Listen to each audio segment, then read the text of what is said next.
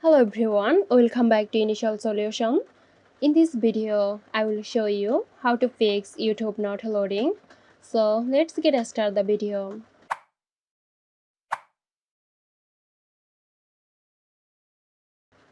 The first solution is if you're using Wi-Fi, then turn it off and continue with mobile data and see if it's working or not.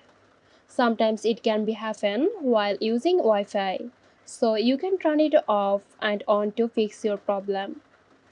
And the next solution is check for update.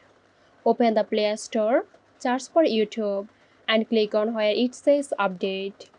If you are still having the issues, then go to settings, click on apps, find YouTube, then click on storage. Now from here clear the cache and data.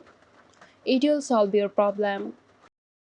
I hope this video helped you out. Stay tuned for more helpful tutorials here at Initial Solution.